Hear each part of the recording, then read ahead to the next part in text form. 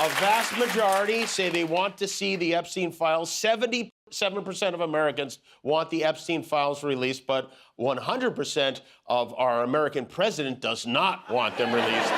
Trump's treating these Epstein files like the grumpy old neighbor on Halloween. He turns off all the lights and just hopes the trick-or-treaters will assume. There were Republicans that I never questioned that their sincerity or their belief in the American system. And I think with the administration the way it's been, I think I'm not sure the man has took his oath seriously to preserve, protect, and defend the Constitution of the United States. Jimmy Kimmel and Tom Hanks didn't just destroy Donald Trump. They dismantled him with the finesse of two men who understand that mockery is most lethal when it's calm, clever, and painfully accurate. Kimmel brought the sharp wit. Hanks brought the quiet authority of America's dad. Together, they turned Trump's ego into a national punchline.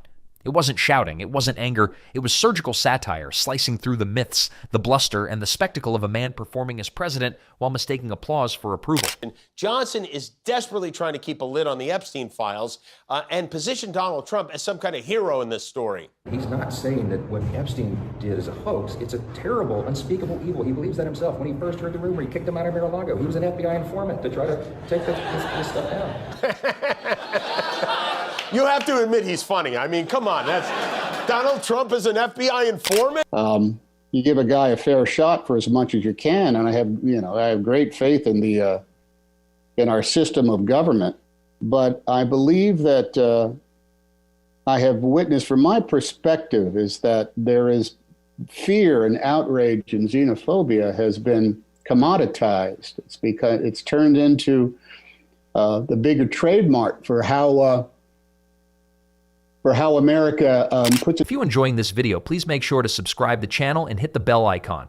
Kimmel kicked off with what he does best, pointing out absurdity wrapped in arrogance. He compared Trump's presidency to a bad late-night sketch that refused to end, complete with recycled jokes, exaggerated characters, and a lead actor who can't remember his lines but insists he's nailing it. Every policy announcement, Kimmel noted, feels like a cliffhanger from a show nobody asked to renew. The country wakes up daily wondering whether they're watching governance or an unfiltered audition for chaos. The notorious PIG is busy with all manner of distractions right now. He rallied the troops in Norfolk over the weekend at an event to commemorate the 250th anniversary of the Navy. He treated the crowd to his signature dance and to his still inexplicable theme song. Tom Hanks, ever the gentleman of Hollywood, joined the verbal demolition with his signature tone of disappointed amusement. He didn't rage, he sighed, the way a teacher sighs when a student insists 2 + 2 equals whatever I say it does. Hanks painted Trump as the kid who cheated on the test, blamed the teacher, then demanded extra credit for creativity. His calm breakdown of Trump's incompetence was the kind of critique that hurts more than insults, because it's grounded in reality. Great parts of the world are dealing with problems that seem as though they have no solution and seem as though they will never go away. When America has faced those sorts of circumstances and times, we have never turned to a simplistic, self-involved gas bag of a candidate. They are out there. They have been there. I'm a lay historian. Together, Kimmel and Hanks dissected Trump's myth of business genius. The so-called dealmaker who promised to run America like a company turned out to be the guy who'd bankrupt a lemonade stand before lunch. Hanks chuckled at how Trump managed to treat national debt like an overdue gym membership. Ignore it, then brag about it later. Kimmel added that if Trump's business record were a movie, it would be a comedy so tragic that even Rotten Tomatoes would file a restraining order. The empire of success he sold was more illusion than infrastructure, a monument to marketing, not management. Now, again, Trump claims he didn't write this or draw this, which would mean someone went back in time to frame him for it. But here it is, and it's written like a movie script. We didn't make that up. This is under the silhouette of a woman's body. It says voiceover. There must be more to life than having everything. Donald, yes, there is, but I won't tell you what it is. Jeffrey, nor will I, since I also know what it is. Donald, we have certain things in common, Jeffrey. Jeffrey, yes, we do. Then came Trump's obsession with fame, his need to be adored by everyone, everywhere, at all times. Kimmel roasted him as the only president who treats approval ratings like Instagram likes, refreshing constantly and panicking whenever the numbers drop. The man can't stand still long enough to lead because he's too busy scanning for applause. Tom Hanks took it further, comparing Trump's ego to a balloon that must be constantly inflated or it collapses under its own emptiness. Every speech, every post, every dramatic exit, it's all just a desperate attempt to stay relevant in a world that's grown tired of the act. We talk about how much time Trump wastes playing golf. He seems to be spending a lot more time posting dumb AI videos lately. Our governor, Gavin Newsom, has been roasting him online, and so now Trump is doubling up. Last night, he posted a whole string of deep fakes. Hey, look at this! Donald Trump! Donald Trump! It's happened! Oh, my God! The hostile takeover of Donald Trump! I mean, that's what he was meant to do, repost videos with his head pasted on a man whose thighs don't rub together when he wears shorts. Their comedic synergy worked best when they tackled Trump's communication style, or lack thereof. Kimmel mocked the rambling, contradiction-filled monologues that sound like someone arguing with a GPS. Every speech promises clarity and ends in confusion. He joked that Trump's public addresses are like jazz, no structure, random notes, and a lot of people pretending to understand. Hanks joined in by observing that great leaders inspire confidence. Trump inspires Google searches like, what did he just say? Then they went after his relationship with the truth. Kimmel marveled at how Trump treats facts the way magicians treat rabbits, pulling them out of nowhere and hoping the audience won't notice the trick. Hanks, ever the straight man, described it as creative storytelling without the storytelling part. Trump's version of honesty, he said, is like an actor improvising lines in a play he's never read. It's not deception by strategy, it's confusion by instinct. Kimmel piled on, saying Trump handles emergencies like a man trying to fix a flat tire with confetti. Every plan looks impressive until reality arrives. The man's idea of preparation is believing confidence can substitute for competence. And I hope he doesn't see this. I hate to, I don't like to upset him, but I think he might be upset because the White House put out a statement this afternoon. This is a real statement. Over 77 million Americans showed up on Election Day to cast their ballots for President Donald J. Trump, who is delivering on his overwhelming mandate to put America first. Jimmy Kimmel prays every night to garner a fraction of that support to keep his show on air after ratings dropped 64% last week. Sad. I like sad with an exclamation point. It would make a nice T-shirt with Trump's face.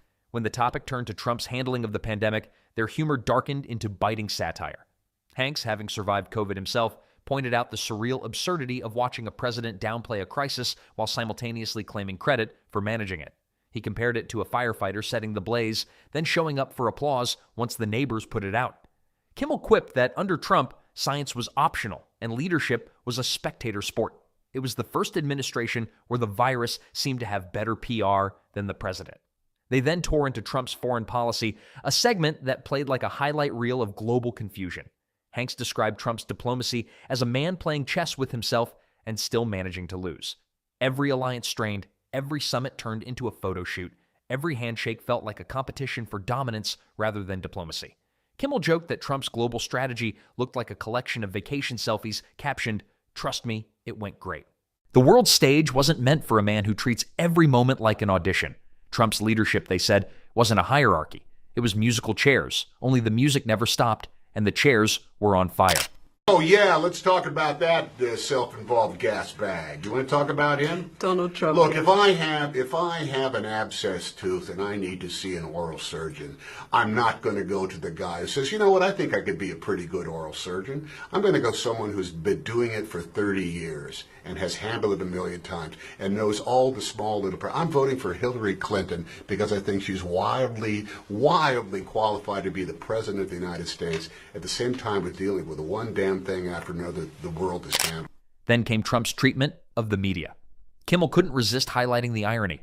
The man who lives for attention spends every day attacking the very people giving it to him. He needs the cameras as much as he despises them. Hanks laughed at the absurdity of a president waging war on journalists while holding daily press events designed solely to see his name in headlines. The feud isn't about truth, it's about control. Trump doesn't hate bad press. He hates not owning the press. Their humor turned poetic when discussing Trump's love affair with his own image. Every mirror in his world, Kimmel joked, must file for hazard pay. Hanks said Trump's reflection probably rolls its eyes when he walks away. The treats image management as a sacred duty, ensuring every shot is flattering, every headline rewritten, every mistake spun into martyrdom. He's less a leader and more a brand manager for his own mythology. America didn't elect a president. Every event is a rerun with louder volume and fewer facts. Trump doesn't campaign. He vents. The crowds don't listen for information. They cheer for emotion. Kimmel compared them to concerts where the singer only knows one song but insists on performing it for 4 straight hours. Today, Caitlin Collins from CNN asked Trump whether he plans to pardon Epstein's right-hand woman, Ghislaine Maxwell, and whereas he's usually, very quick to weigh in bigly on this type of thing, for this one, suddenly even-tempered and even deferential. The Supreme Court is back in session. Yeah. They rejected today an appeal by Ghislaine Maxwell to overturn her conviction. That means her only chance at getting out of prison is a pardon from you. Is that something you're open to? Who are we talking about? Ghislaine Maxwell. I haven't heard the name in so long. I can say this, that I'd have to take a look at it. I'll look at it. I have a lot of people who have asked me for pardons. I call him Puff Daddy.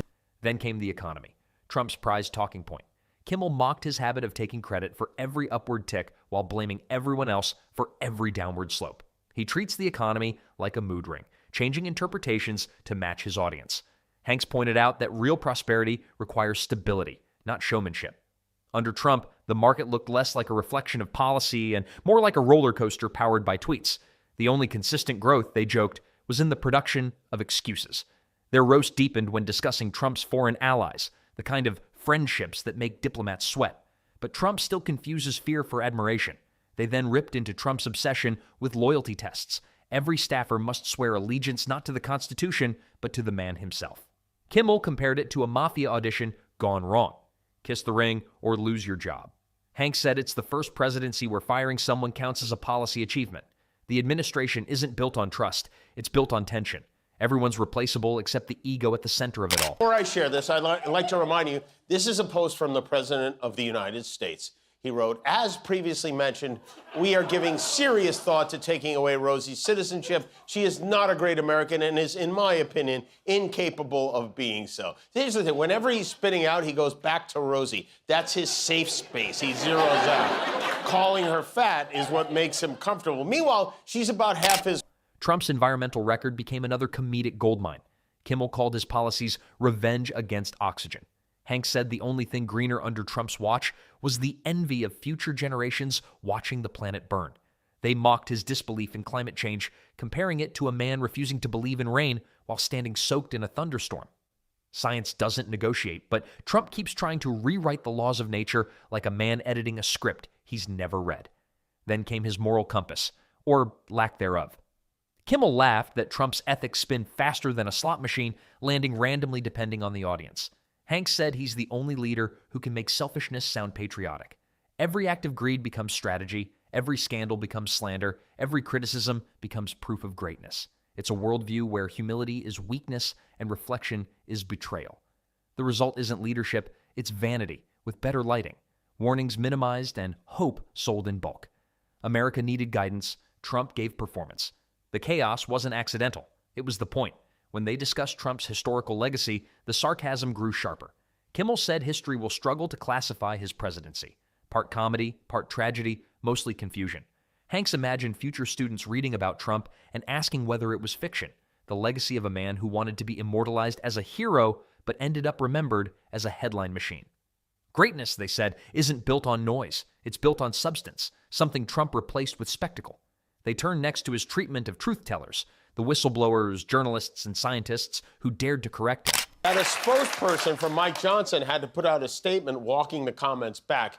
It said the speaker is reiterating what the victim's attorney said, which is that Donald Trump, who kicked Epstein out of Mar-a-Lago, was the only one more than a decade ago willing to help prosecutors expose Epstein for being a disgusting child predator. That's weird because when they asked Donald Trump himself why he kicked Epstein out of Mar-a-Lago, he had a different story. I have a great spa, one of the best spas in the world at Mar-a-Lago.